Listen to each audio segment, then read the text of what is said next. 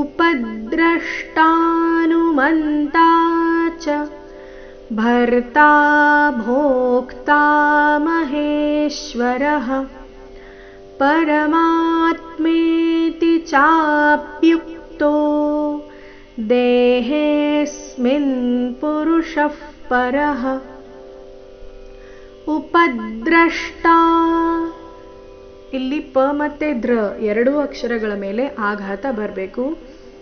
ಉಪದ್ರಷ್ಟಾ ಅಂದರೆ ಉಚ್ಚಾರಣೆ ಸರಿಯಾಗಿದೆ, ಆದರೆ ಪ ಮೇಲಿನ ಆಘಾತ ಬರಲಿಲ್ಲ.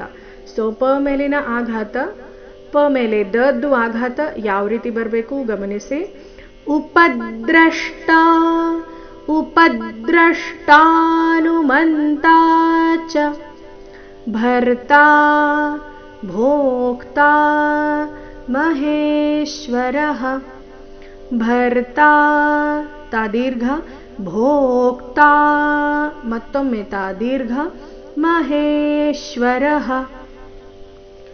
ಪರಮಾತ್ಮೇತಿ, ಇಲ್ಲಿ ಶಬ್ದ ಪರಮಾಪ್ನೋತಿ ಅಂತ ಇಲ್ಲ, ಗಮನಿಸಬೇಕು. ಶಬ್ದ ಇದೆ ಪರಮಾತ್ಮೇತಿ ಚಾಪ್ಯುಕ್ತೋ. ಚ ದೀರ್ಘ ಹೇಳಿದ ನಂತರ ಅರ್ಧ ಪ ಪೂರ್ತಿ ಯು ಸೇರಿ ಸಂಯುಕ್ತಾಕ್ಷರ, ಅದರ ನಂತರ ಮುಂದೆ ಅರ್ಧ ಕ ಮತ್ತೆ ಪೂರ್ತಿ ತೋ ಸೇರಿ ಮತ್ತೆ ಸಂಯುಕ್ತಾಕ್ಷರ ಬಂದಿದೆ. ಚಾಪ್ಯುಕ್ತೋ ಚಾಪ್ಯುಕ್ತೋ ದೇಹೇಸ್ಮಿನ್ ದೇಹೇಸ್ಮಿನ್ ಸ್ಮಿ ನಂತರ ಅರ್ಧನ ಇದೆ. ದೇಹೇಸ್ಮಿನ್ ಪುರುಷಃ ಪರಃ. ದೇಹೇಸ್ಮಿನ್ ಪುರುಷಃ ಪರಃ. ನೋಡೋಣ ಪೂರ್ತಿ ಶ್ಲೋಕ ಮತ್ತೊಮ್ಮೆ.